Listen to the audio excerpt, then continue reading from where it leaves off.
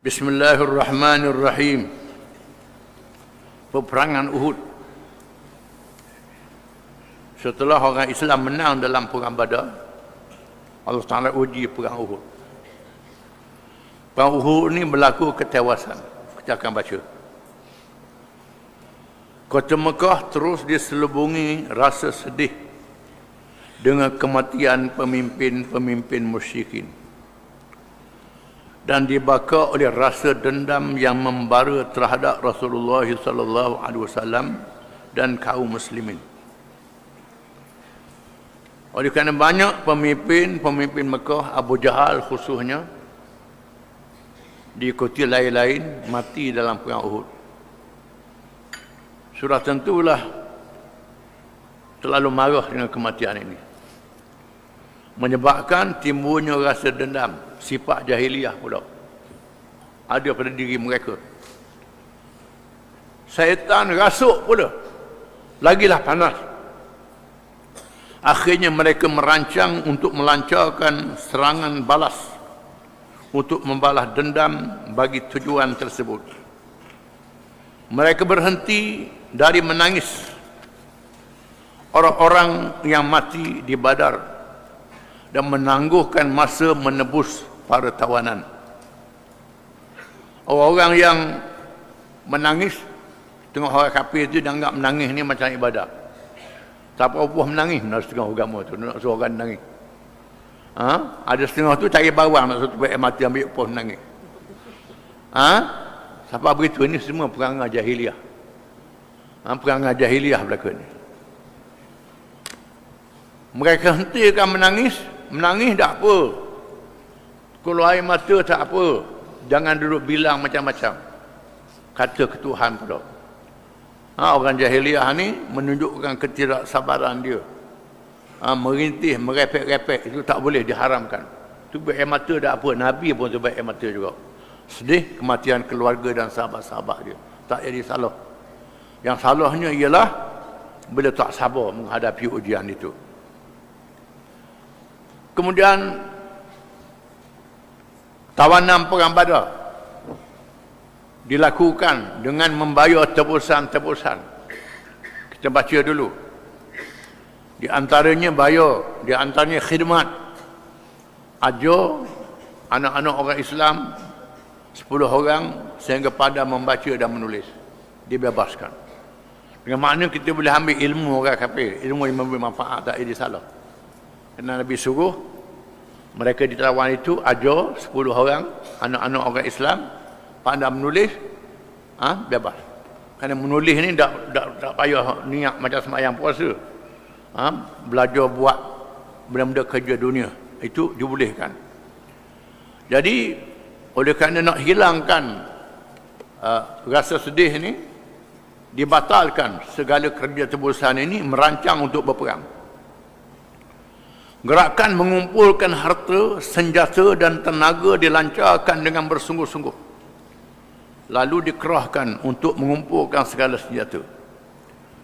Mereka merancang untuk melancarkan serangan yang besar bagi menghilangkan rasa dendam, dan berpadanan bagi membela kaum keluarga yang terbunuh di Badar. Nak bela kaum keluarga yang mati ini, sungguh-sungguh mesti bertindak. Dia bunuh orang kita, bunuh orang dia, kata Ikrimah bin Abu Jahal.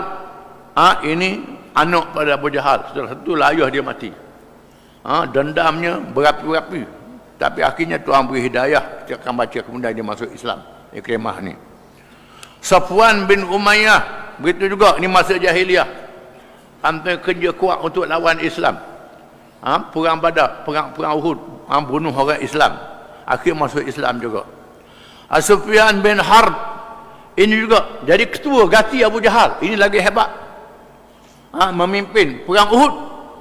Abu Sufyan ni akhirnya masuk Islam juga. Akhirnya Tuhan beri hidayah. Ini ceritanya masa dia belum Islam. Bukan main lah, jahatnya jadi ketua untuk lawan Nabi, padahal dia ayah mentua Nabi, bukan orang lain. Salah seorang isteri Nabi, anak Abu Sufyan. Akhirnya dia masuk Islam habis anak beranak.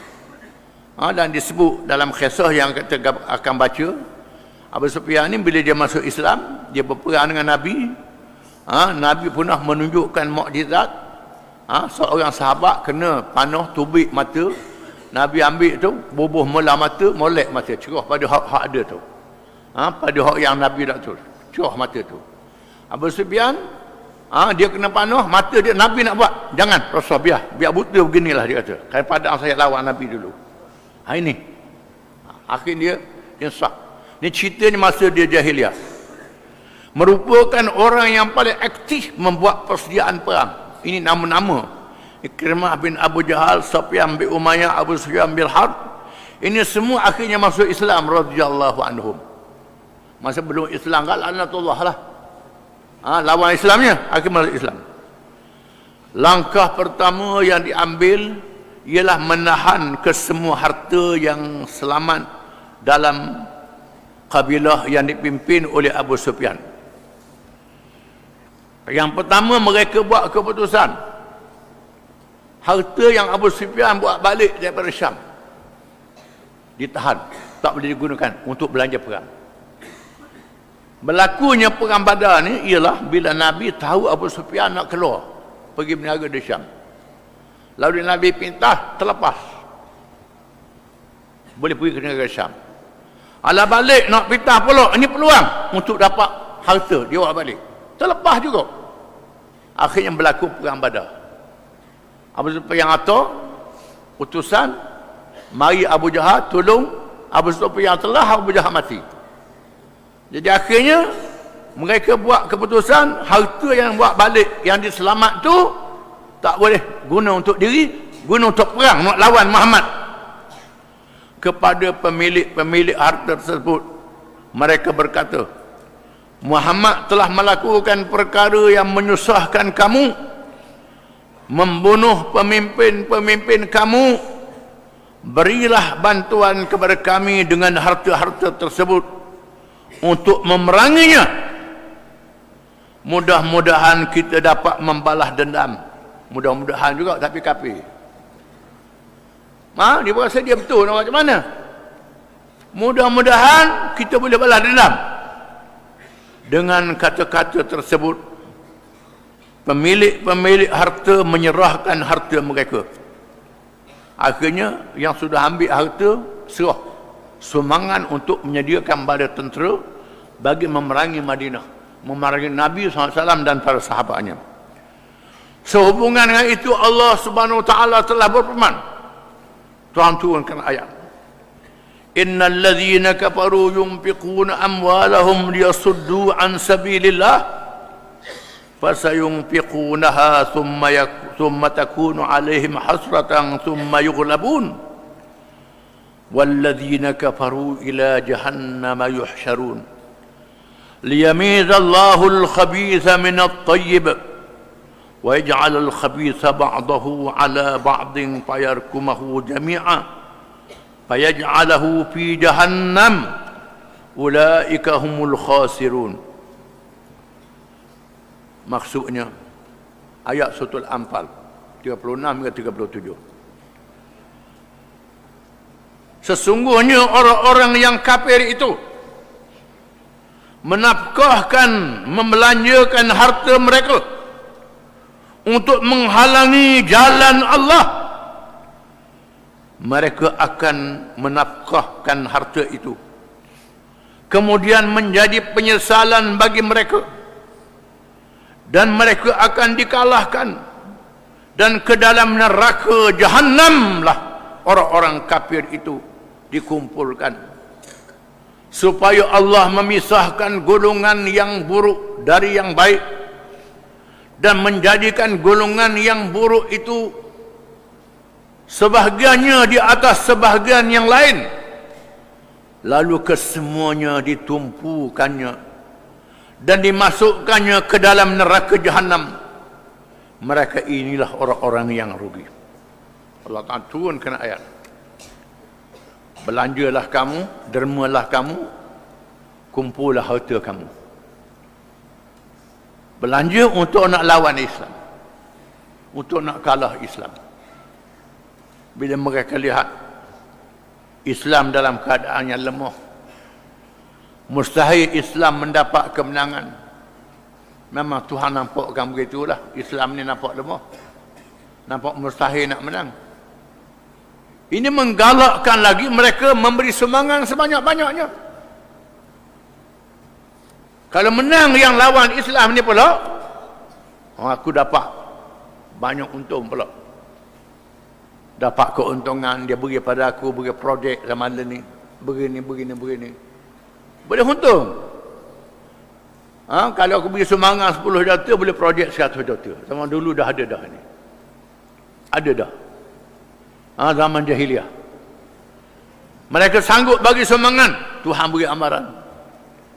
Jaga sumbangan-sumbangan kamu untuk melawan Islam. Diri kamu dan harta kamu akan jadi umpan api neraka. Semua dibakar dalam neraka. Langkah seterusnya, Allah Ta'ala kata mereka lah orang-orang yang rugi. Rugi dunia dan rugi di akhirat.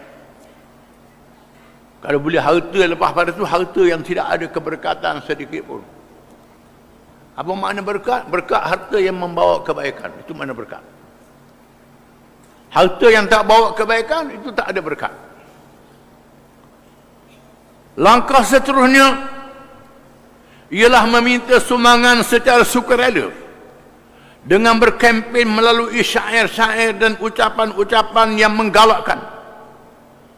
Antara penyumbang yang besar ialah Abu Sufyan yang telah mengalami kerugian dalam peperangan As-Sawiq, dan Safwan bin Umayyah yang rugi dalam serangan oleh tentera pimpinan Zaid bin Harithah radhiyallahu an yang kita baca dulu.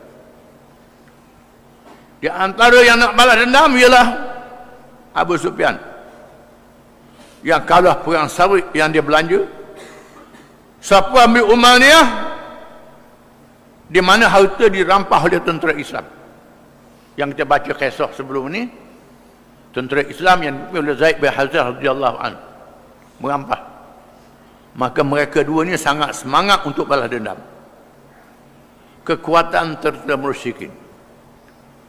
Dalam masa setahun, sejumlah 3,000 badan tentera yang lengkap bersenjata dan bekalan telah berjaya dikumpulkan. Dalam gerakan tersebut juga mereka merancang untuk membawa 15 orang wanita sebagai pemberi galakan kepada orang-orang lelaki untuk berperang.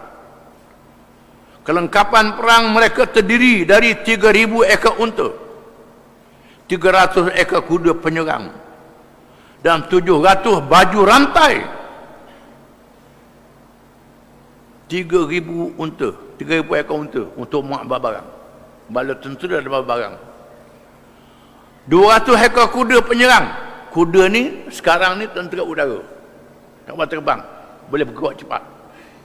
Mereka banyak. Dua ekor kuda ni besar.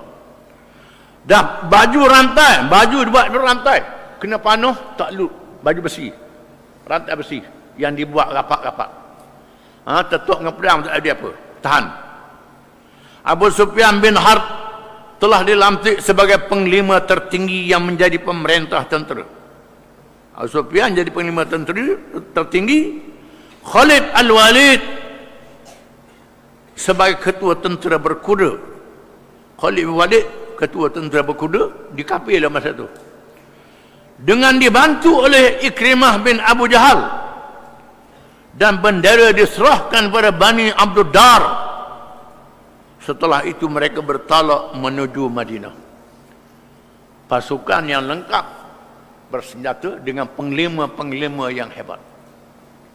Abu Sufyan yang terkenal dengan pintar, menipu dalam perundingan, dalam taktik peperangan. Khalid bin Walid yang hebat. Ikrimah bin Abu Jahal juga hebat, memimpin bala tentera ni. Sudah tentulah menghadapi cabaran yang sangat hebat dengan jumlah tentera yang 3,000, 200 ekor kuda pula. Orang Islam tak cukup kuda. Dengan 700 baju rantai macam kereta perisai. Orang Islam tak ada semua ni, tak lengkap. Tetapi orang Islam menghadapi dengan taktik, dengan strategi perang yang akan kita baca kemudian. Wallahu a'lam.